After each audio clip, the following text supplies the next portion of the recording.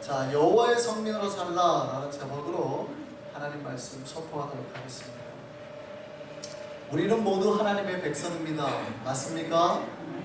하나님의 백성입니다. 우리가 하나님의 백성으로 날마다 살아야 돼요. 우리가 하나님 백성으로 사는데 그냥 사는 게 아니라 잘 살아야 되잖아요. 우리가 하나님의 백성으로 잘 살기 위해서 우리에게 필요한 게 뭘까요? 우리가 하나님의 좋은 백성이 되기 위해서. 저는 사실은 운동을 좋아합니다. 음악도 좋아하고 여러 가지 배우는 것을 좋아합니다. 탁구나 테니스나 기타나 베이스 기타 같은 거. 배우는 거 되게 좋아해요. 그래서 운동을 하다 보면 뭘 배우다 보면 이게 같이 배우는 사람들이 있잖아요. 이게 보면 무엇을 배울 때 빨리 배우는 사람 아니면 좀 이렇게 뭔가 더딘 사람, 쭉 성장하는 사람, 성장하다 멈추는 사람, 이런 경우를 쭉 보게 됩니다. 쭉 보게 됩니다. 그럼 누가 이렇게 보면 빨리 배우고 쭉 성장할 수 있느냐? 기본적으로 어떤 운동에 감각이 없는 사람들도 있어요. 내가 그 운동에 안 맞는 사람도 있긴 있어요. 근데 그럴 경우는 아무래도 배우는 게 좀 늦을 수밖에 없겠죠. 내가 그 악기에 안 맞는 사람이 있어요. 그러면 내가 배우는 게 늦을 수밖에 없겠죠. 근데 그런 거 말고 비슷한 재능을 가졌어요. 비슷한 재능을 가졌는데 어떤 사람은 쭉 성장하는 그 사람이 있고 어떤 사람은 성장하지 못하거나 성장하다 멈추는 사람이 있어요. 그래 보면 이겁니다. 어떤 사람은 열심히 있어요. 뭘 하려고 하면 쉽게 초반에 흥미와 재미를 붙여가지고 쑥 빠지는데 자기가 하고 싶은 대로 막 해요. 뭐를 알려줘도 자기가 하고 싶은 대로 해요. 근데 이 사람은 초반에 흥미가 있기 때문에 다른 사람보다 좀 빨리 배우는 경향이 있습니다. 다른 사람들은 하나하나 하려고 하니까 잘 안 맞고 그러다 보니까 잘 성장을 못 하거든요. 근데 이 사람은 재미가 있으니까 자기 열심으로 초반에 막 열심히 해요. 배드민턴도 그렇고 모든 운동도 마찬가지입니다. 기타도 마찬가지입니다. 그래서 하다가 어느 정도까지는 쭉 가거든요. 근데 공통적으로 꼭 한 가지 이렇게 딱 막히는 걸 봐요. 고급 기술이 들어가려고 한 때부터.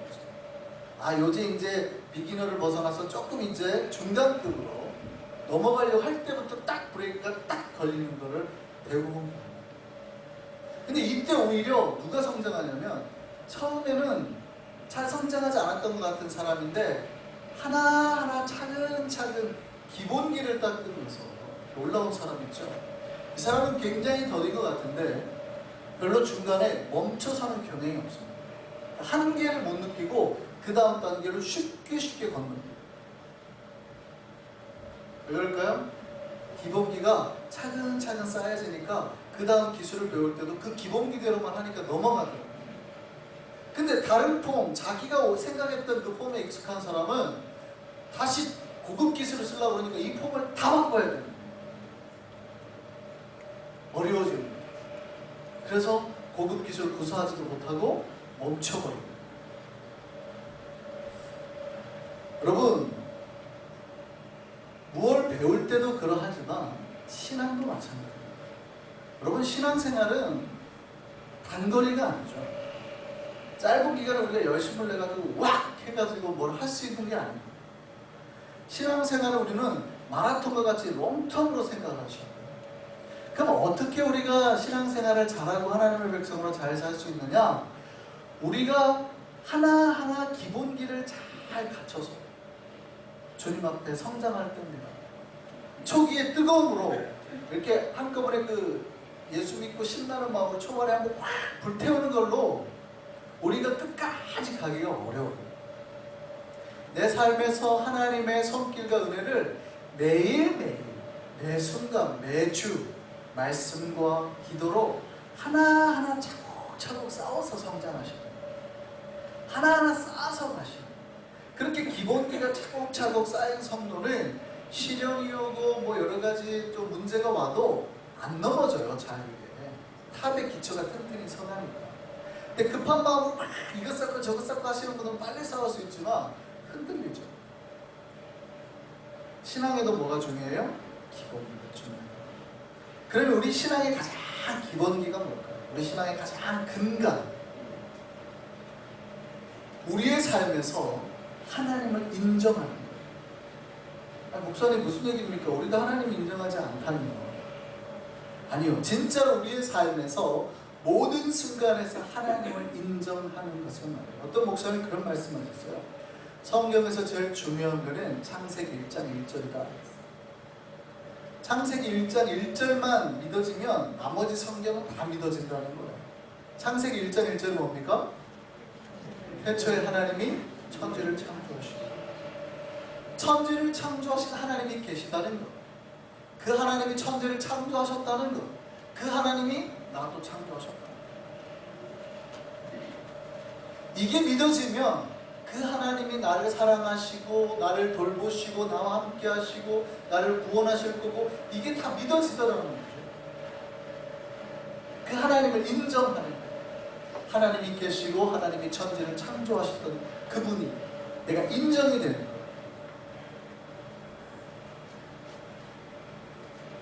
여러분, 하나님이 살아계시고 하나님이 나를 만드시고 그 하나님이 내 곁에 있다는 게 믿어지십니까? 그 하나님을 인정하시라는 거예요. 하나님 앞에 맡기면, 내 욕심대로 하지 않아도 하나님 앞에 맡기면 하나님께서 내 삶을 인도해 주실 것을 인정하라는 거예요. 내 욕심대로 뭘 해도 왜 이렇게 내 인생이 안 풀리지 하지 않아도 하나님께서 내 인생을 이끌어 주실 거라는 걸 인정하라는 거예요. 못 견뎌가지고 왜 나만 이러냐고 혼자 하지 마시고, 염려와 근심과 고통과 힘듦 속에 있지 마시고 하나님을 인정하라는 거예요. 그게 신앙의 가장 기본입니다. 여기에서 우리 신앙이 튼튼하게 성장할 수 있어요. 오늘 본문 17절에 이렇게 말씀하십니다. 하나님을 인정하라. 하나님을 인정하라. 그렇습니다. 이게 하나님을 인정하는 게 신앙의 시작이에요. 많은 사람들이요, 하나님을 믿는다고 하면서도 정말 매 순간 그 하나님이 나와 함께 하신다는 걸 잘 믿지 못해요. 그러니까 막연하게 믿어요. 정말 하나님이 내 삶에 간섭하고 계시고 하나님께서 내 인생을 인도하고 계신다는 걸 믿지 못해요. 그냥 하나님 계시죠? 계시겠죠. 알아요, 저도. 그냥 그렇고 말아요. 정말 디테일하게 하나님이 내 삶에 간섭하시고 말씀하시고 나에게 가르치시고 나를 인도하신다는 건 잘 안 믿어요. 그러니까 자기 뜻대로 막 하려다가 뭐가 안 되면 막 이렇게 막 낙심하게 돼요.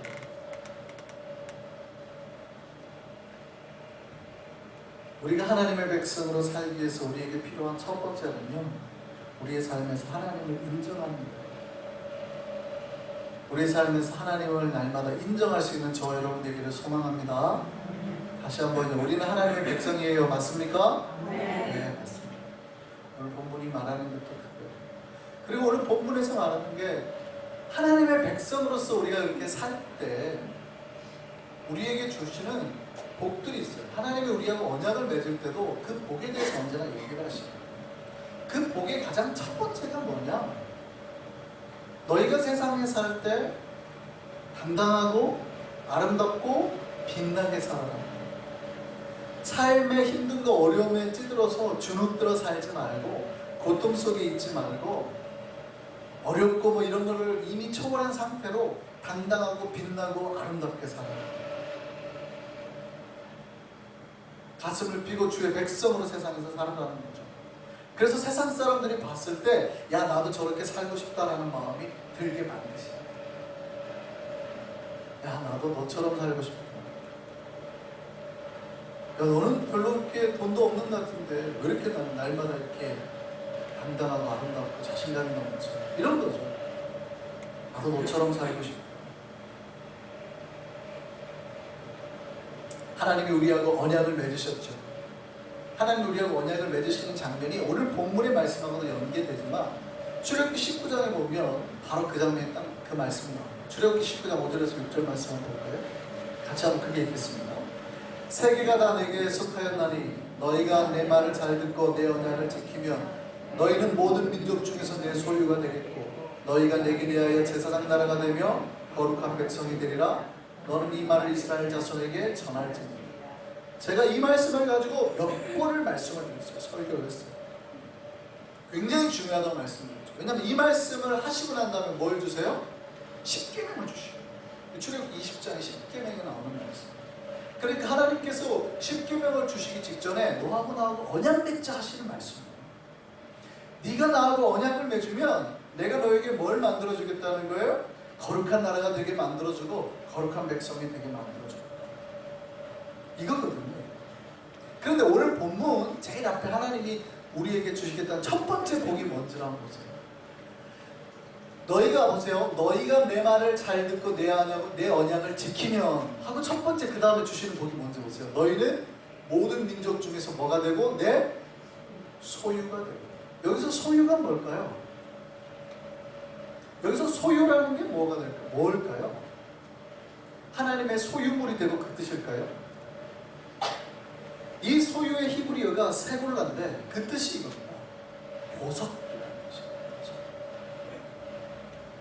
너희는 나의 보석이 될 거라는 뜻이에요. 세상에서 빛나는 보석 같은 존재로 만들어주겠다. 세상 사람들 앞에서 너희가 빛나게 살게 해주겠다. 세상 사람들이 보고 부러워하게 살게 해주겠다. 이 뜻이에요. 그러면 우리가 하나님과 언약을 맺었을 때 첫 번째 받는 복이 뭐예요? 돈의 복이에요? 건강의 복이에요? 아니죠.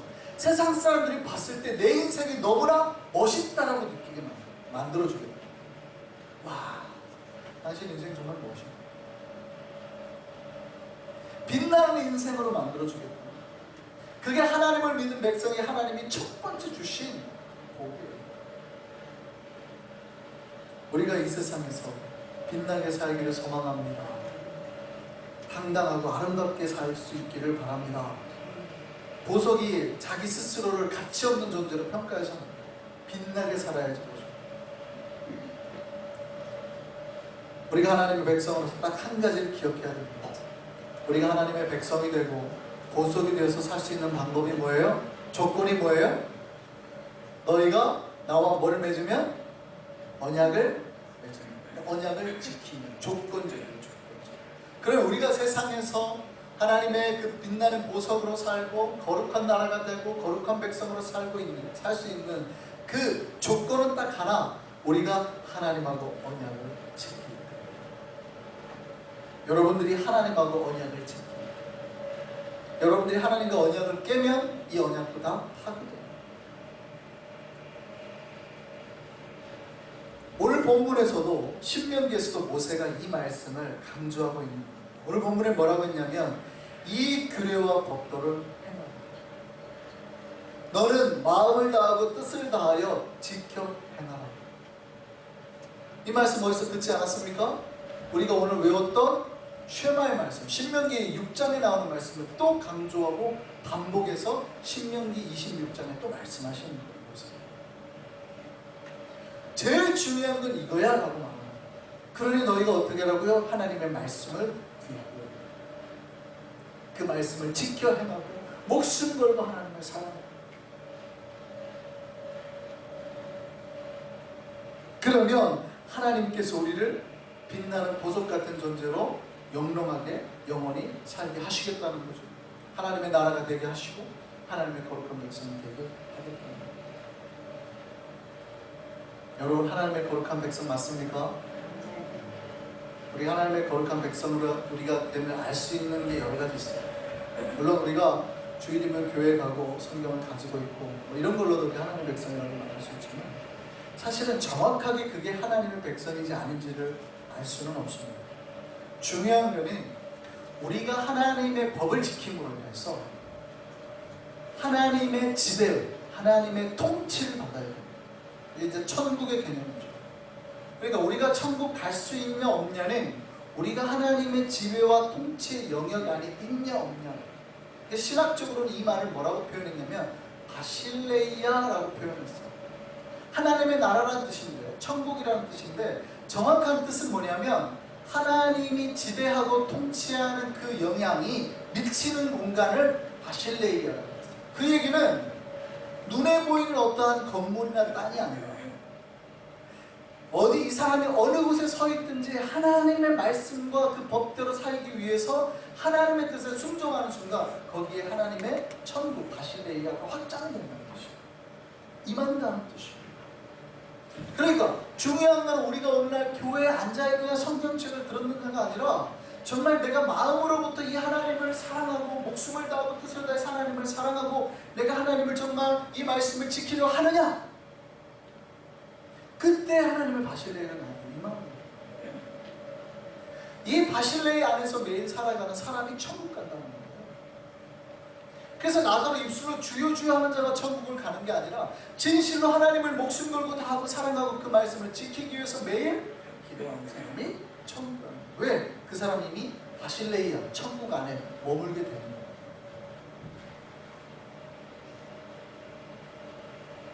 우리가 하나님의 그 바실레이 안에 있는 백성으로, 그리고 궁극적으로 우리가 천국에 들어갔으면 우리 모두가 되기를 소망합니다. 오늘 본문에 거룩한 백성을 한자말로 표현했어요. 한자말로, 거룩한 백성을 한자말로 딱 바꾸니까 뭐라고 딱 나왔나요? 성민, 거룩할 성자의 백성인 자서 거룩한 백성이라고 오늘 본문에 표현했어요. 하나님은 우리가 당신의 성민이 되기를 원하셨습니다. 그렇게 살기를 바라십니다. 그리고 너희가 하나님의 성민이라면 하나님의 소리를 듣고 거룩한 백성으로 살만하다고 말합니다. 하나님은 당신의 백성이 그 거룩한 땅에서 머물기를 원하십니다. 성 어거스틴이 유명한 책을 썼어요. 하나님의 도성이라는 책을 썼어요. 굉장히 유명한 신학책. 거기에 보면은 두 개의 성이 있다는 거예요. 캐슬이 있는데 하나는 이 땅의 캐슬이 있고 하나는 하나님의 캐슬, 하나님 나라의 캐슬. 그게 하나님의 도시예요. 그러면 신자는 어디에 사는 거냐? 눈에 보이는 이 세계가 아니라 보이지 않는 그 하나님의 성이 살 때에 천국 간다는 거예요. 굉장히 어려운 신학적인 책이지만 굉장히 쉽게 설명하면 그거예요. 이 땅에서 어떠한 것들 가운데 있다고 해서 우리가 천국 가는 게 아니라 진짜 보이지 않는 하나님의 그 성 안에 머무는 자가 천국을 간다는 것이에요. 비록 이 땅에 살지만 하나님의 통치를 받고 천국의 백성으로, 거룩한 백성으로 살 때 우리에게 궁극적인 그 천국이 주어지는 것이죠. 우리 한성의 백성들 모두 한 명도 빠지지 말고 천국에서 다시 뵙게 되기를 소망합니다. 한 명도 빠지지 마시고. 아멘입니까? 아멘. 모두 다 천국에서 뵙기를 소망합니다. 그 은혜가 우리 교회에 있기를 바랍니다. 하나님께서 우리를 당신의 백성으로 꼭 인정해 주시고 우리를 불러서 그 나라에서 영원토록 살게 해주시기를 간절히 바랍니다.